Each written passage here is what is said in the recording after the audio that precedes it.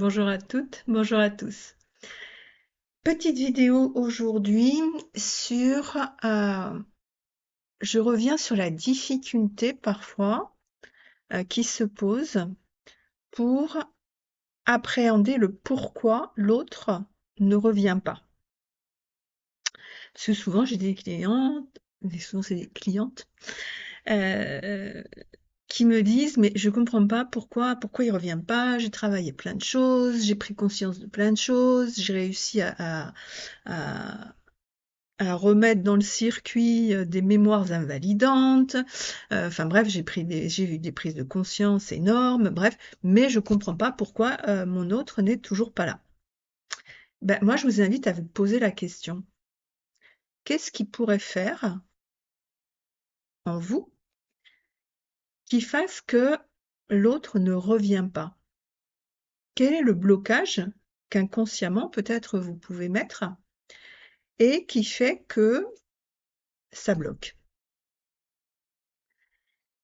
Et parfois, eh bien, ce qui bloque, ça peut être une mémoire invalidante que vous pouvez avoir sur une vie passée avec votre autre.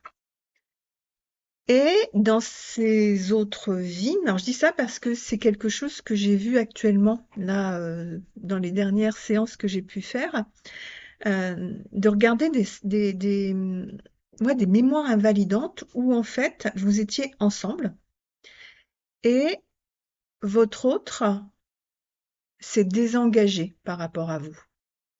Et c'est comme si aujourd'hui, inconsciemment, il y avait cette peur en vous de si je m'engage avec lui, est-ce qu'à nouveau, il va pas me laisser tomber?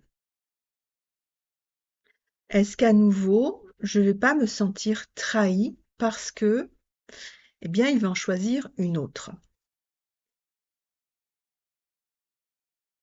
Et je vous invite à regarder que par rapport à ce genre de mémoire dans votre vie actuelle, il peut y avoir cette forme de peur qui se joue avec l'idée de est-ce que je me suis pas leurrée? Est-ce que je suis pas en train de me tromper là? Est-ce que l'autre finalement ce serait bien mon autre? Est-ce que je suis pas en train de me raconter là tout plein de trucs pour me faire croire à des choses? Et ça peut se jouer aussi dans les relations amicales ou dans les relations que vous avez pu avoir précédemment, où finalement vous avez eu l'impression de vous être leurré, d'avoir cru en un amour qui finalement n'a pas pu se concrétiser.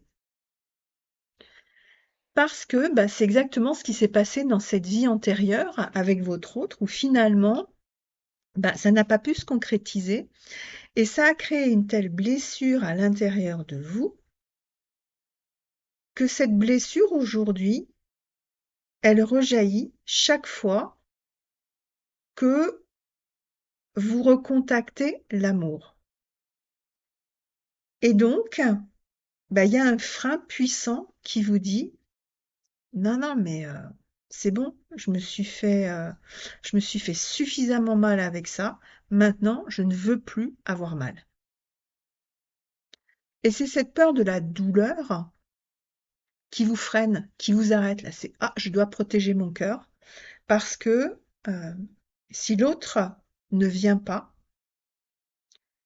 eh bien, de toute façon, moi, je n'irai pas parce que je ne veux pas avoir mal. Je me suis déjà brisé le cœur une fois, je me suis fait briser le cœur une fois, je n'ai pas l'intention de recommencer. Parce que l'idée, c'est vraiment ce que l'autre vous a fait vivre. C'est l'autre, le grand méchant. Il vous a fait vivre un truc qui n'était pas bien du tout. Sauf que l'autre ne vous a rien fait vivre du tout. C'est la façon dont vous avez interprété les choses qui vous amène à penser que l'autre, intentionnellement, a voulu vous blesser.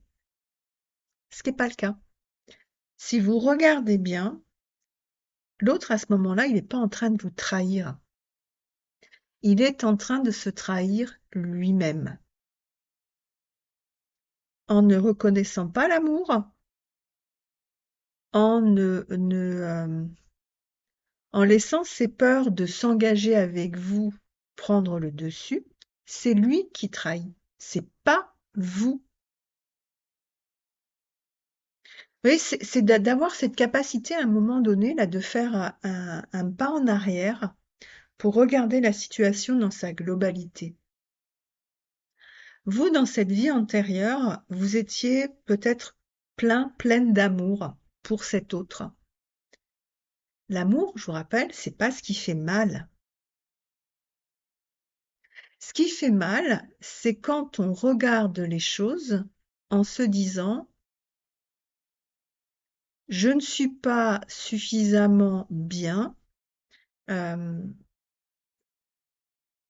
je ne suis pas suffisamment solide en moi pour pouvoir accepter de regarder que l'autre a le droit de se trahir.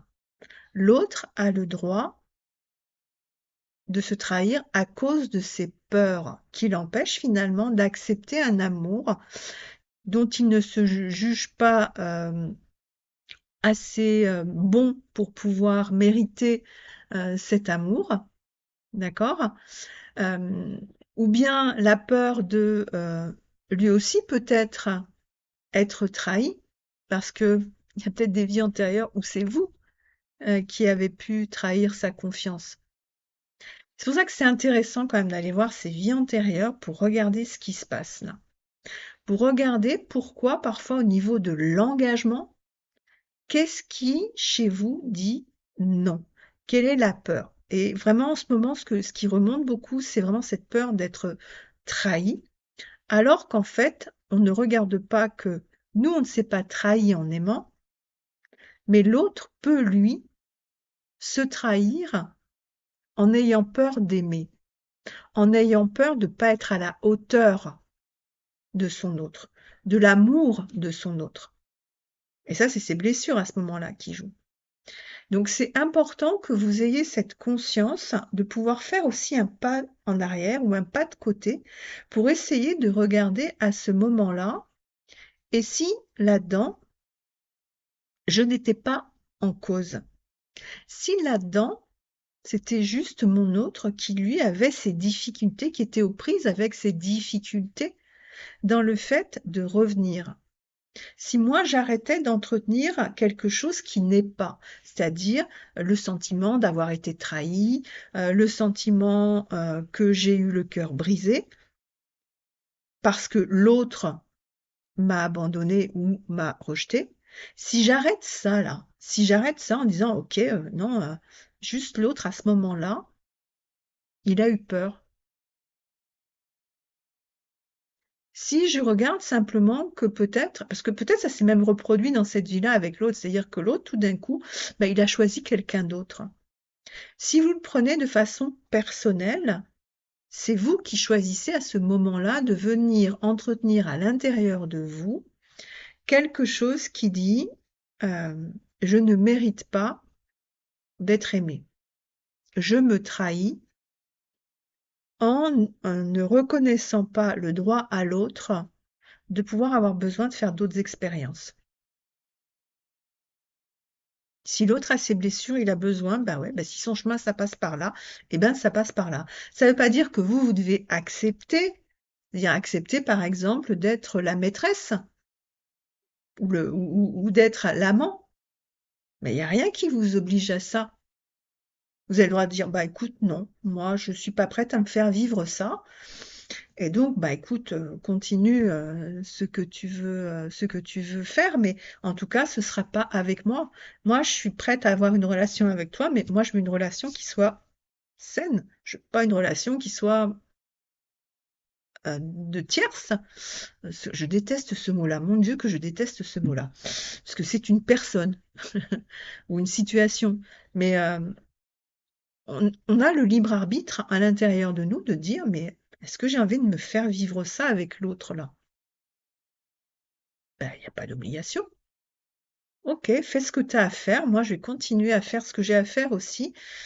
Mais voilà, je vais pas accepter quelque chose qui serait de l'ordre d'une compromission à ce moment-là. Et voilà.